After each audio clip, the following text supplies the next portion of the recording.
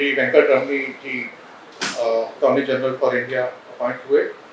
मैं मानता हूं कि उनके इस पोस्ट में आने से देश के सभी civil right activist, human right activist जो है उनको एक पहचान और एक पहुंच मिलेगी और देश के अंदर जो सिविल राइट एक्टिविज्म है वो एक नेक्स्ट लेवल पर जाए, ऐसा हम सबका मानना है और ये हम सब जानते हैं कि ऐसा होने ही वाला है। मैं और आपका समय न लेकर बताना चाहता हूँ कि जब मिस्टर वेंकटरमणी से हमने बात की कि ये प्रोग्राम हम करेंगे, हम आपके बारे में जानना चाहते हैं, आपकी जर्नी के बारे में जानना चाहते हैं, तो मैंने उनको बोला कि मैंने आपसे कम से कम 500 घंटे बात की है, लेकिन कोई ऐसा होना चाहिए जो आपको, जिसने आपसे मुझसे ज़्यादा घंटे बात की हो, जो आपको मुझसे बहुत ज़्यादा समझता हो, जानता हो। तो उन्होंने बेशक एक नाम लिया जो नाम था साधना रामचंद्रन जी का। उन्होंने बोला हम 40 साल से इकट्ठे काम कर रहे हैं, मित्र हैं और इकट्ठे काम कर रहे हैं। और मैंने कहा था जी, मैंने बोला कि आप आइए और हमें से उन्होंने बोला कि माई जर्नी वेंकटरमणी सर ने, तो साधना जी को हमने बोला कि आप बताइए अंडरस्टैंडिंग आप वेंकटरमणी कैसे आपने उनको जाना। तो मैंने तो आपको बोला कि आप हमारे को कम से कम 10 मिनट में, क्योंकि हमारा HIDA का कोई प्रोग्राम 1 घंटे से ज़्यादा का होता नहीं है, हमारा कोई वक्ता 15 या 20 मिनट से ज़्यादा बोलता नहीं है। तो आज हम एक्सेप्शन तो आउट कर रहे थे, वेंकटरमणी जी को 45 मिनट बोला और मैंने साधना जी को बोला कि आप 10 मिनट तक बताएं कि वो सब चीज़ें बताएं, वो सब बातें बताएं जो वेंकटरमणी जी अपनी जर्नी में नहीं बताने वाले हैं, क्योंकि वेंकटरमणी जी अपने बारे में कुछ भी नहीं बताते हैं, उनके बारे में आप कुछ जान नहीं सकते हैं और हमारे पास एक सीक्रेट एजेंट है जो उनके बारे में सब कुछ बता सकता है। तो शुक्रिया आपका एक बार फिर। साधना जी please.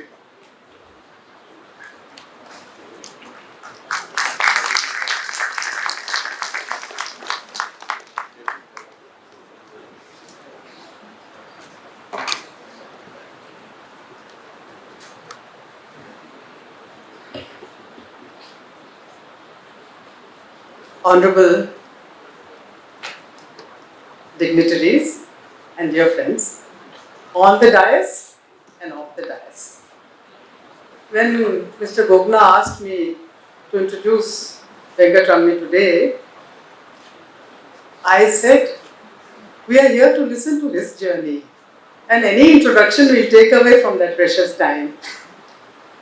Nevertheless, I said, can I speak for 5 minutes? So Mr. Gogna's reply was, can anyone introduce Venkatramani in 5 minutes? And he was right.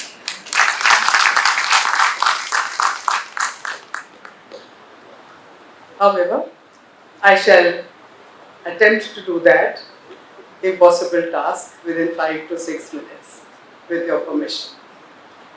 As an admirer and a dear friend of Venkatramani for the last 4 decades, as Gogna ji rightly said, it is indeed an honor for me to introduce Mr. R. Venkatramani, the 16th Attorney General for India.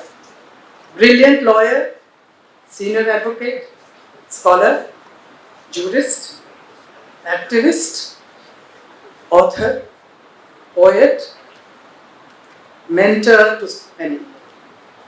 He is the first lawyer to be appointed the Attorney General for India directly to this constitutional position without having held any other officer's position.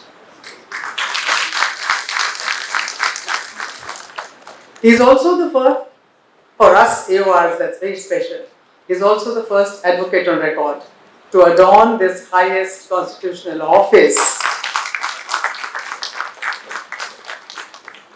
And that too, in the tenure of the present Chief Justice of India, Honorable Justice U. Lalit, who is also the first advocate on record who is the Chief Justice of India. I don't know what scora the Supreme Court Advocates on Record Association is waiting for to celebrate this momentous milestone. Upon hearing Venkatramani's appointment, Before I even spoke to him on the phone, my mind went back to his mentors and how proud they've been. One great academic, one great constitutional lawyer, three great Supreme Court judges. The first is the legendary Dr. N.R. Madhava Menon. Ramani, as we friends call him, was his star pupil in the law school at Pondicherry. How proud Dr. Menon would have been to see young Venkataramani as the Attorney General for India today. The second is late Mr. P.P. Rao, who first taught at the Campus Law Center before joining the legal profession as a practicing lawyer. Venkataramani was in his chamber as his junior associate, and that is where I believe the activist in Ramani really blossomed. Proud Rao sir would have been great constitutional lawyer himself to see this day. And three great judges who have been his judicial mentors.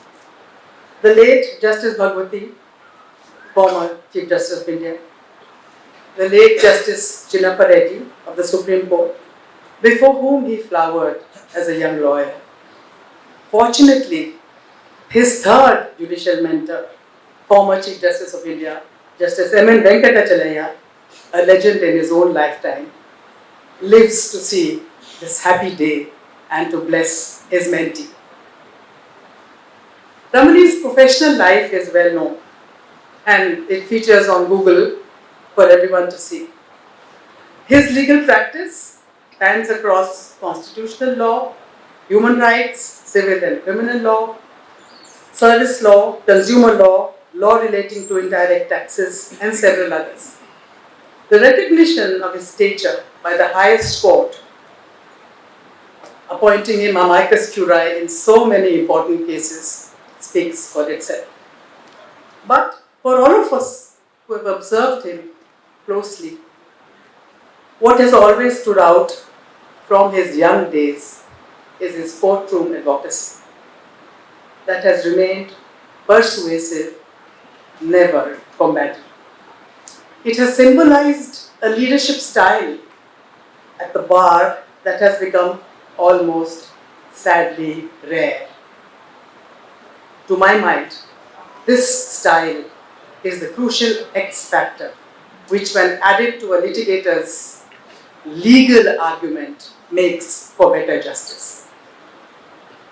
His academic contributions are as varied as can be, from his indispensable role as member of the Law Commission, his role as Ethics Committee of the ICMR, member of the Committee on Direct Principles of State Policy that reviewed the Indian Constitution, his involvement in drafting of the Nepalese Constitution, life member of the Indian Society for International Law, now Presidentship of the Human Rights Defense International, to his presently working on the scope and application of international instruments in domestic law, in domestic lawmaking and judicial enforcement, to many more national and international roles, and that will require a separate event. I'm not even mentioning the awards that he has received.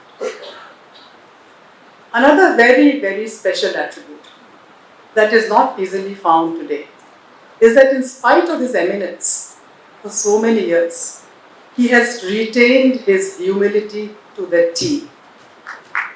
Along with his accessibility, especially to the junior bar, that has greatly valued and admired him for it. All those who he has guided and mentored will vouchsafe for that. His very special commitment to Gen Y through several law schools of the country on which he has been on governing bodies and advisory councils. They say behind every success man there is a woman. But let's say in Venkataramani's case, Vijaya, Mrs. Venkataramani, has been woman front, his pillar of support, his moral compass, his spiritual partner, his Ardhangini, true. In conclusion, I wish to underline the challenge and the challenges before the Attorney General when presents the state. Mani's own words, through one of his poems, every word is poignant here. He has called the state a leaky umbrella. The state a leaky umbrella. Splendid theories of the state, drawn from yonder bitter days, when kings and queens and popes and mullahs drew their swords and stretched their lands to rule without the rule of law. The guillotines, the Bolsheviks, the Red Guards and the Cold War, the East and West in combats drowned, theories of state in concepts great, etched all deep in constitutions great. Umbrellas for all, thy name is state. Rights for all is the job of the state. All noble thoughts of equal treat, the state will deal with zeal and greed. The rule of law, the state is law. With even hands and equal stretch, the state will rule all resources for common good. The never served in times too long, the poorly served through leaky schemes, the underserved by fates betrayed, all partners in a common train. Freedom, freedom, many do cry. Liberty and life, their meanings never dry. And the important one here, the state must look fair, far and wide. The state must hear all claims with no hide. The state must weep with those in pain. The state must ensure markets thrive. All sides are edgy, all sides are thorny. No highways where all can ride in caravans of equal size. And finally, the umbrella is of doubtful size. To cater to all hands so large, the heavy downpours beating hard, the leaky spots in times too short, are battle spots for theories wrong. May you fix this leaky umbrella, Ramani, and hold it high with pride. Wish you great success. They don't make them like you anymore. मुझे किसी ने बोला है कि mister Venkataramani, चलो मैं तब तक जानता नहीं था और मैं उनसे मिला और सुप्रीम कोर्ट के गेट के पास हमारी मुलाकात हुई और वो मुलाकात तकरीबन 43-44 मिनट चली सड़क के ऊपर बातचीत करते रहे और जो इनका स्पार्क था वो पूरा का पूरा मैंने ऑब्जर्व कर लिया और उसके सहारे में पिछले 6 साल से चल रहा हूँ। तो इंडियन वर्कर्स इन गल्फ से जो कारवां शुरू हुआ हमारा और लगातार आपके अंदर हमने हर उस मुद्दे को उठाया जो कोई उठाता नहीं था। और 2 चीज़ें मैं आपको बताना चाहूँगा। जब आपको मालूम है कि यूनिवर्सिटीज़ को लेके, चाहे वो जवाहरलाल नेहरू यूनिवर्सिटी हो, चाहे JNU को हो, चाहे दिल्ली यूनिवर्सिटी को हो, बहुत बवाल मचा हुआ था कि लोग ऐसी या वैसी बातें करते हैं। उस समय में ह्यूमन राइट्स डिफेंस इंटरनेशनल ने कार्यक्रम किया क्वाइटस इन कैंपस और हमने 6 यूनिवर्सिटीज के फॉर्मर वाइस चांसलर्स को बुलाया और हमने बोला कि आप बोलो कि क्या यूनिवर्सिटी में क्वाइटस होना चाहिए, क्या लोग चुप रहें या बोलें, बात करें या खामोश रहें। और वो प्रोग्राम हमने उस समय पे किया जिस समय पे लोग फ्रीडम ऑफ एक्सप्रेशन के बारे में या अपनी आवाज़ उठाने में थोड़ा सा डरने लगे थे। तो वो कार्यक्रम भी श्री वेंकटरमणी जी के नेतृत्व में हमने किया। फिर कोविड हो गया तो वर्कर्स चल रहे थे तो सब बोल रहे थे वर्कर्स चल रहे हैं, लोग अजीब बातें करते थे। तो सर ने बोला कि you should do something about that. तो माइग्रेंट वर्कर्स को लेके कोविड के टाइम के ऊपर मेरे ख्याल से हिंदुस्तान और इंटरनेशनल लेबर ऑर्गेनाइजेशन का कोई ऐसा एक्सपर्ट नहीं था जो हमारे साथ नहीं आया और हमने उस प्रोग्राम को किया। लोगों ने बोला कि आप ये क्यों कर रहे हो, पर हमें मालूम था कि हमने किन के लिए काम किया। तो ऐसे एक बहादुर अध्यक्ष के साथ काम करने का मौका मिला और HREI को और बहादुर और ज़्यादा ज़बरदस्त बनाने में आपने हमारी बहुत मदद की है। Together I can yes. Let me first thank all those who are standing out here bearing the invitation on my behalf. I must thank you first. Well, when I think I am not here today to make myself speak about myself. Not in the fitness of ethics to engage in self-glorification. When Mr. Gognaji asked me for a meeting with the HRDI after my appointment, as a facilitation event, I politely declined. But the president of HRDI, I cannot refuse to meet my own team. I would have greeted them as a colleague and exchanged views on the unfinished agendas of HRDI. That would have been a closed door exercise. I am very clear that I am keen to avoid any personal advertisement either for public space or for professional advancement. I would like to remain what I was when I entered the portals of the Supreme Court way back in the year 1979, not knowing at that point of time the importance of being in Supreme Court. But Mr. Gogna was unrelenting. He insisted, my friends at the bar may like to hear some juicy stories of my career. My dilemma is, what do I share which may be beyond the transient value, and do I have anything of that nature to share? Do I have any part of my career or life which have any outstanding essence to be shared? The answer is no. Those who have sacrificed their lives, their time and mind to the welfare of the community are a class apart. Those who have risen in life's graphs and achievements despite deprivations and odds are another class. Those who renounce all that is of value to their life and pursue societal good are yet another class. I don't belong to any of these classes. Therefore, what do I share? What is my journey? So there are many things so personal, deeply personal, which even probably Mrs. Venkataramani would not have known. I may like to share. But my first question is, why do I share?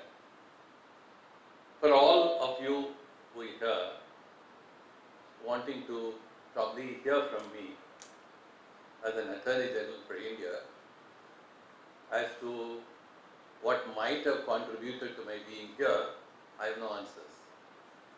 Maybe the answers lie somewhere else. But if you want to hear from me, what are my passions in life? And how did I understand the life of a lawyer? And what kind of life's journeys which brought me to this point of time in my career, I may have something to share. Whether they are of any value or not is for you to take away. Long years ago, I come from a far southern part of this country called Pondicherry, a beautiful place, a quiet, lovable area, which has in recent times has produced one of the greatest saintly figures, Sri Aurobindo.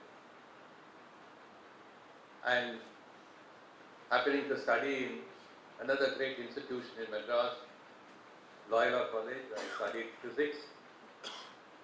And while I was there, I happened also to become a member of the Madras City College Tamil Uni. I got connected with a larger number of people, students, and that took me to a very close confines of a few select set of friends who remain my friends even today. One of them is a practicing lawyer in Madras, dedicating his life entirely for the cause of human rights, without any advertisement again. Others have gone into other pursuits of life. Somebody went to Malaysia and became a journalist. While we were away on a travel to another part of South India, called Nagapattinam, to which one of them belonged, so walking on a market street.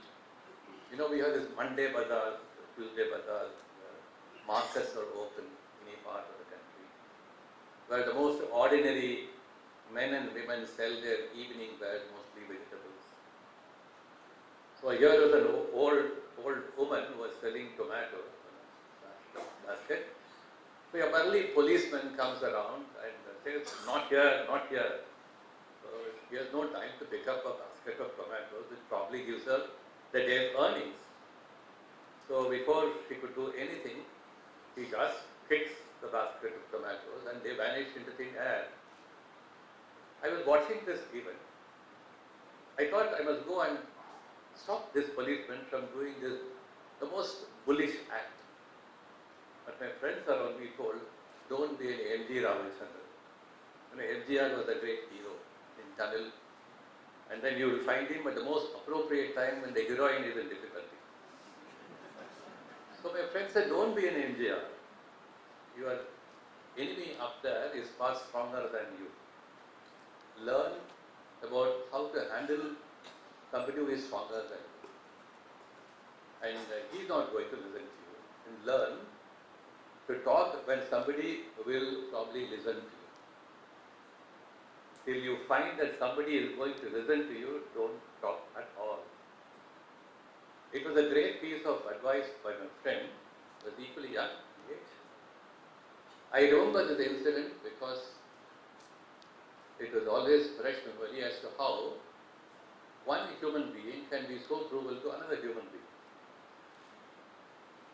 So I think my understanding and journey into law began much later, but this was so deeply etched in my mind. How can one human being be cruel to another human being? A very basic question about life.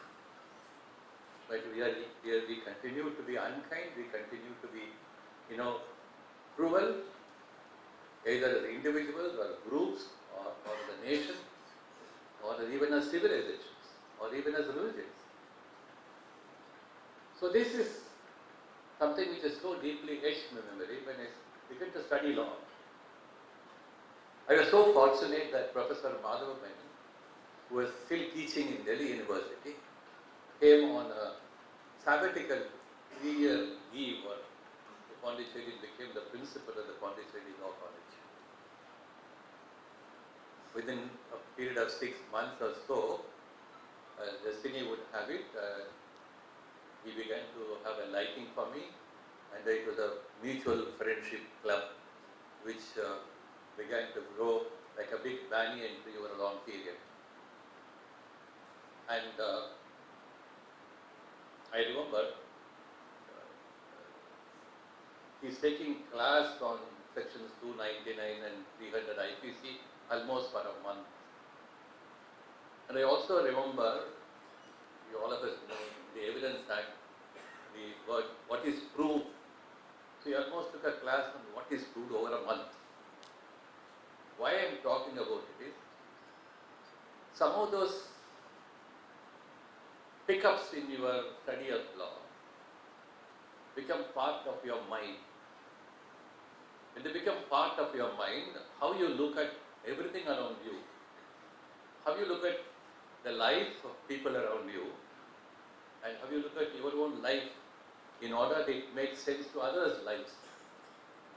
I think they become very important. So my study of law became not a study of law for becoming a mere professional, but a study of law in the larger context of its relevance to life, social ordering, and more just social order. And that probably was one value which has traveled throughout my career as a lawyer. And before I talk about some of my very interesting encounters in my professional career in Supreme Court, soon after this incident which I narrated, as part of the group in the Tamil Students Union, we began running a journal. It went on for about a year and a half. We contributed in our own way. I had occasion to meet some of the tallest figures in public life, including Mr. C. Rajagopalachari. And soon thereafter, when we completed our graduation, this friend group dispersed to different parts of Tamil Nadu. And since Madras Law College declined admission to me, I got admission in Pondicherry Law College, and that's how Professor Manon's friendship came to me. So we continued publishing a new journal. We called it the New Moon. We thought, and the people who were with me we formed an association called the Indian Youth Association. The motto was, "Youth alone can save India." And what we used to do, we used to go around the big parks and in Chennai city, print a small pamphlet with some very catchy slogans and distribute it and say, tomorrow will be a meeting, those of you are interested in come. We started doing this exercise only to find out if youth around in the city colleges would be inclined to join this so-called little nascent movement. We did it for quite some time, and I think that was one exercise which probably laid the foundation for me to become a reasonably good public speaker, if not an orator. And one of those very memorable pieces which we wrote was during just when emergency was clamped. I wrote a piece on Indira Gandhi's socialism. It was a critical piece. And 15 days after that piece was written, there was, this ex-branch police in every state. They are the intelligence wing. So one of the policemen came to law college and told Professor Manon, we heard that there is somebody, a student called Venkataramani here, we would like to interrogate him.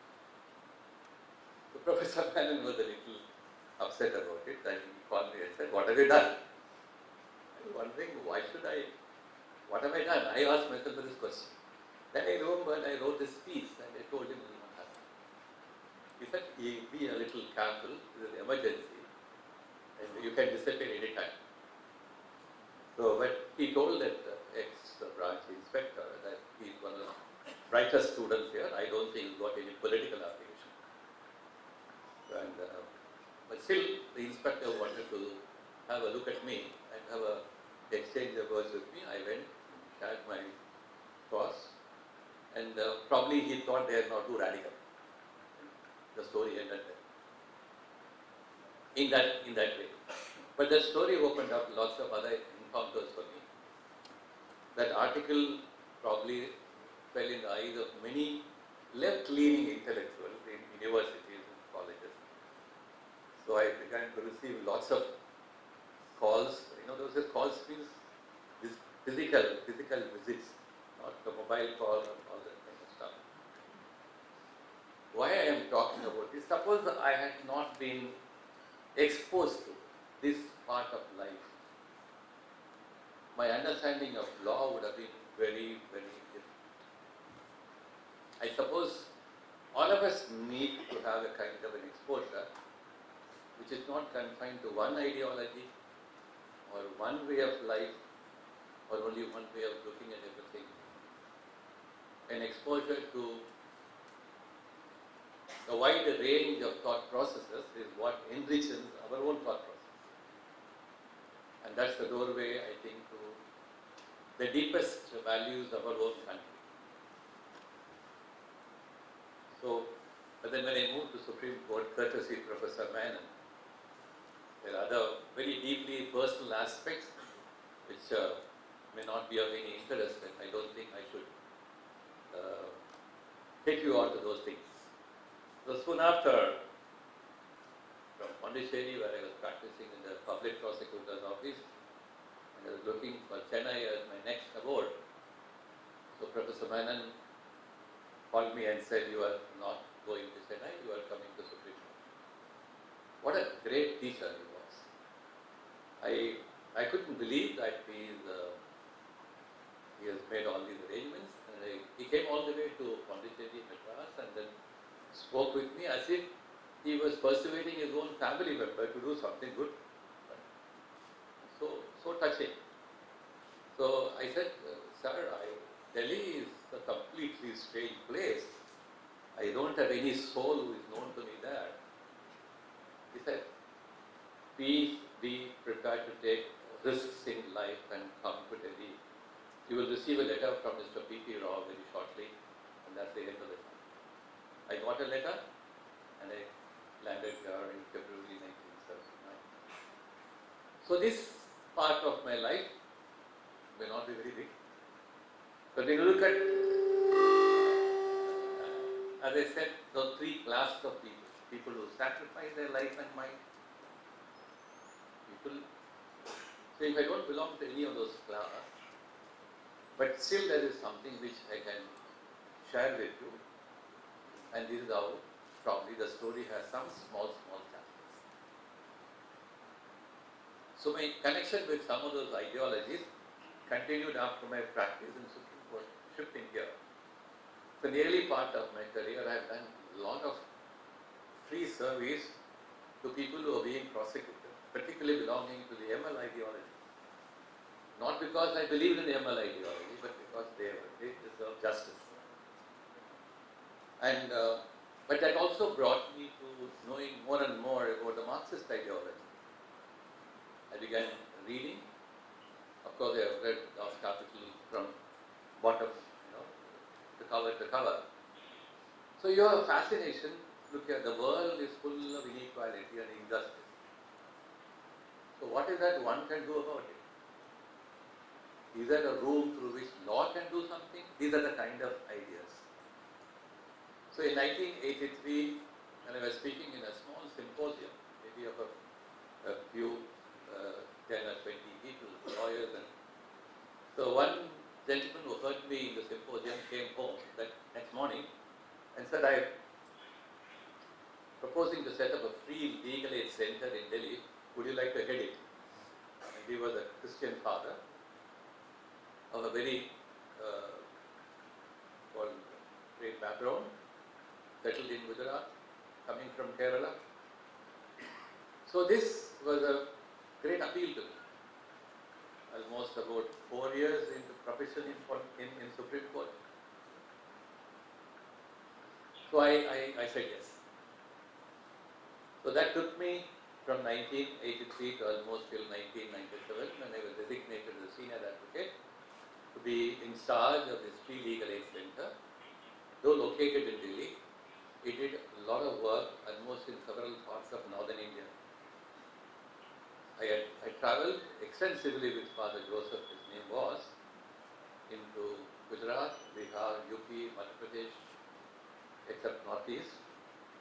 And in the pursuit of knowing people, in the pursuit of doing justice, mostly those class of people belong to Adivasi or women, children, and so on and so forth. In the course of one of those journeys, and it came to me that our criminal justice system needs fundamental and radical changes, particularly when it comes to the lack of comfort which our court system does not have for those who are the most deprived sections of the community. The lack of comfort. Courts must be a place of comfort where the pain you have suffered elsewhere must be resolved with the least pain. So how do we make courts the place of comfort? This issue is still confronting me, and of course I think it will continue to be part of my journey till you serve till the end of their life.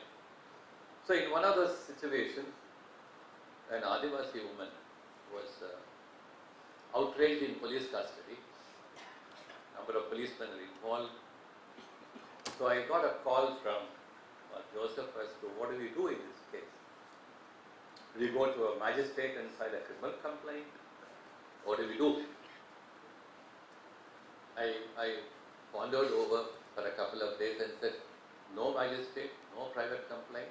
We will file a petition in the Supreme Court, raising a question that if there is a custodial violence, what is their accountability under law? And I also looked into the criminal injuries compensation scheme, which is already part of the legal system in UK and New Zealand and few other Commonwealth countries. Therefore, the idea of reparation of a victim who does not have a recourse in law was so strong in my mind. We moved this petition in Supreme Court, and Chief Justice Bhagwati entertained this petition. I remember that very interesting afternoon when Ram Jetmalani was also sitting by my side, and when the petition court entertained the petition and issued notice and passed an interim order appointing a commission of inquiry. This commission of inquiry gave a report virtually indicting all the policemen and up to the level of an assistant collector who tried to cover up this case. On the basis of the report, the court ordered prosecution. The prosecution ended within a period of 2 to 3 years. The policemen were prosecuted, matter came up to the Supreme Court, appeals were dismissed. In the meanwhile, on the question of reparation or compensation for a victim, this question was raised before the court and the court passed an order by way of an interim compensation. I continued to pursue this idea, much in several other cases, and somewhere in 1993 you will find the Delhi Domestic Working Women's Association of the Union of India. The Supreme Court passed a very brief order and capturing this point, asking the National Commission of Women to pursue this idea. Why I wanted to share this is these are ideas which come to your mind when only your mind is deeply engaged in unraveling the parts that must be unraveled and can be unraveled provided you have the will and the intuition to do so. I think every one of us can do it. And I think the responsibility, the fundamental ethics of the legal profession means that kindly unravel with the best ability and intuition all the best answers possible to the most intricate and challenging questions in law and justice. If all of us have done it even in some small measure, I'm sure that we would have been the most satisfying part of our life. So I will count a few more examples and try to complete this narration. I can go on. Of course, when storytelling happens in a particular way, we all get interested, but beyond a point, it must end. So there was again another case from Pondicherry, where I come from. A textile mill was lying closed, and for over 3.5 years, agitations after agitations. So there was no end in sight. So one of the trade unionists, who was known to my father, came one day and said, I went to Madras and consulted very senior counsel there as to something can be done. This is about again 1984. You know, those good old days, we have the Industries Development and Regulation Act of 1957, the pre-liberalization days when. So under this act, many of you are aware of the Swadeshi Court in this case, 18AA of the Industries Development and Regulation Act, natural justice, post-decision natural justice, so on and so forth. So he said, I consulted several lawyers, all of them said nothing can be done. Court will not command the government to take positive steps and things like that. I thought for a while, I think that's a wrong idea, and looked into the law. We filed a petition in Supreme Court on behalf of the union, and the bench of Justice Chinnappa Reddy and Nagesh took the petition and gave very interesting interim release. The workers, almost for a period of 6 months, the workers got monthly cereals and a payment of 1,000 rupees per month those days. A year later, the government of Pondicherry and the union government took a decision because of the push of the Supreme Court that they will set up a Pondicherry Textile Corporation and took over the mill. The mill was taken over and began to run. So what persuaded me to go into this closed doors of understanding law? I think the passion for being a just human being and to use the tool of law as expansively as possible in advancing the aims of justice. If that passion is there, I think all of our journey is wonderful.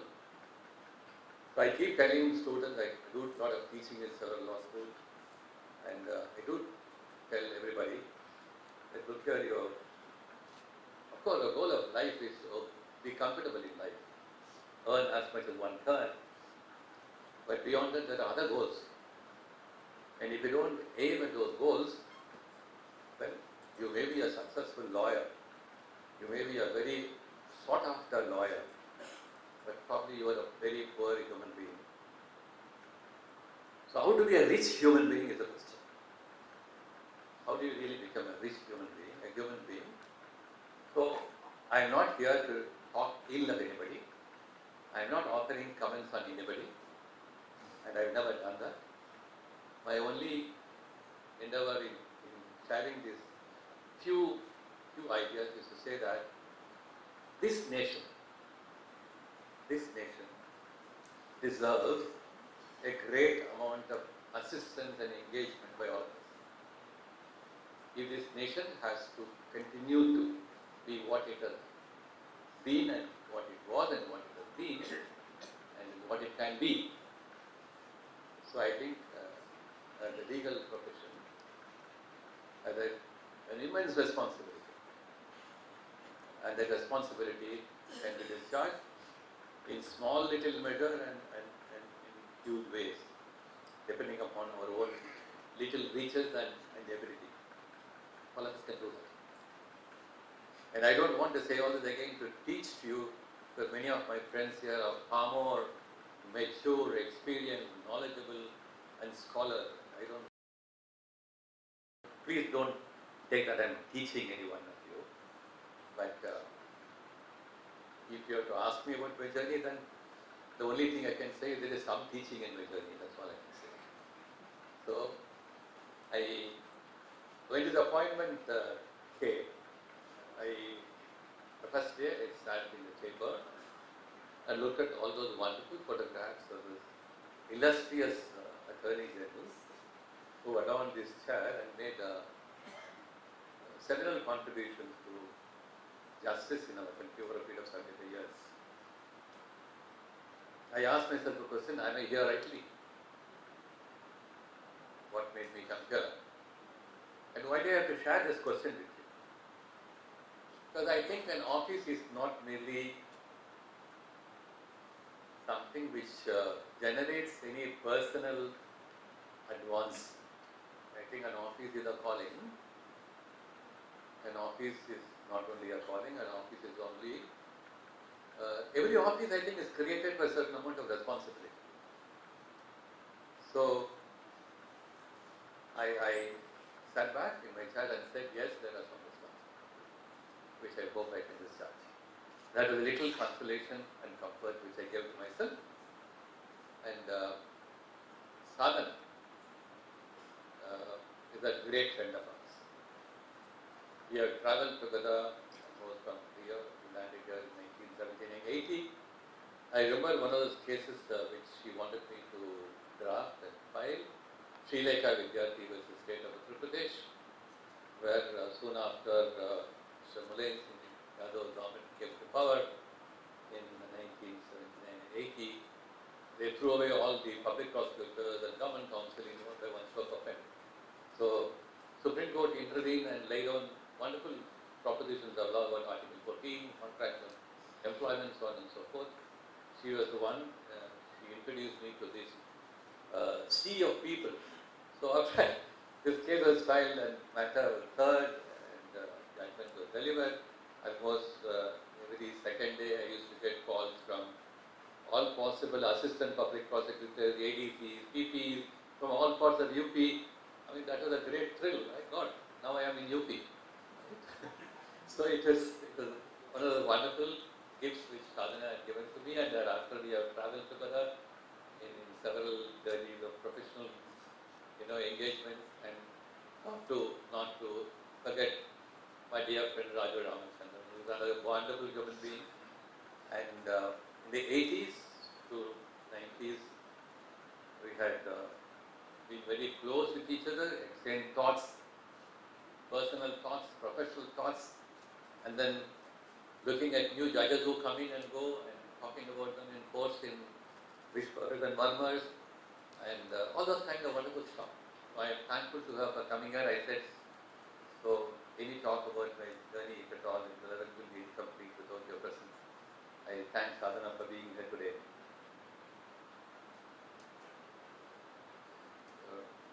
Quick. So just to complete one more last few limbs of my journey. Soon after my designation, happened in 1987, the designation came as a surprise to me. I never thought you can become a senior. I had worked all along filing cases, RBE cases myself. So suddenly when this happened, it was a huge, threshold house for me as I then understood. So almost for a year soon after my appointment, I was designation. I was not actually, in Supreme Court. There was another engagement that came to my hands. The National Thermal Power Corporation has a lot of factories in UP, Madhya Pradesh border area called Shaktinagar. So they had acquired about 25 villages of land, and World Bank had funded the project of NTPC. So the question of rehabilitation of those people whose lands have been acquired continued to be a problem for NTPC and the World Bank. And the World Bank team came and said, no, we cannot handle it. We need a domestic panel of people who can handle it and settle it. So NTPC and Power Ministry went around, including World Bank, went around searching for some retired judges for the Supreme Court, the High Court, to head the panel. So they found it was too costly for them. They cannot afford and a helicopter visit of a retired Supreme Court judge every time from Delhi to, Banswara, whatever you call it. So then hunt began. Through what source it happened, I have no idea. So it happened. I was picked up as a chairperson of this panel, and we had two other members, one retired joint secretary and another academic from Hyderabad. So almost for a year, I spent my time in settling this issue. We used to travel from Delhi to Varanasi and by road. We used to stay in those villages, and much to the displeasure of NTPC officials. And there are occasions when I called the NTPC officials to stay in the villages, along with the villagers, to understand their pain and anguish. So almost after a year, we were able to settle to a large extent the rehabilitation issue. Why I am talking about this, soon thereafter, we have the 2013 Act, Land Acquisition. So between 1990s and 2000s, there were a larger number of litigations all over the country, including Supreme Court, around the deficits in the Land Acquisition Act, particularly the vulnerable sections of the communities. A large amount of discussions took place, parliamentary discussions, committees, and so on and so forth. So soon after we did this work, I was called upon to share my ideas on what kind of inputs can go into a new land acquisition law. So, and that was very interesting. So to share an idea and then to be able to persuade somebody that you can look at a new chapter in the law of land acquisition. Of course, today we have lots of problems about this new law. That's a different story, and maybe it's creating obstacles, etc. That's a different story. Why I want to talk about this? These very unusual engagements outside law brought me into law, and that to understand law more and more. So I think I must thank Professor Menon for doing all this, and In the early part of my being here, courtesy Professor Menon, I was introduced to almost all these Supreme Court judges between 82 to 85, and one of the most important figures in my life, if I cannot be wrong in not mentioning it, is the great legendary Justice V.R. Krishna. So both when he was on the bench and after he demitted office, I worked very closely with him, and one of the occasions we went to Chaibasa in Bihar for a lecture, some work on human rights organized by the Xavier Institute of Management. We went to a small village in the evening. Krishna wanted to know something about the village. He said, take a jeep and let's go. So we went around in the jeep and he asked me to stop at some place. There was a house where he stopped, and he wanted to know, to meet the household people. People around us were looking, what is this Justice Krishna doing? What is this place? What's something? So he was very, very clear what he wanted to know. Then the household woman who came out, there's tradition in our community to offer water to any visitor who comes. So this woman came out with a water and said, Johar. Johar, they were welcoming. So she welcomed Justice Krishna and they started asking questions about what do you do? Are you a student? Etc. And it happened to be she was doing evening classes from some local college. So coming back to Delhi, he wrote a small piece about the visit to Saibasa, and he said, me and my friend Venkataramani, and went to so and so. Just Krishna calling me his friend was a great, on my back.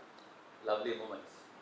So that friendship grew, and later when the construction workers welfare legislation was an idea, we began to work together.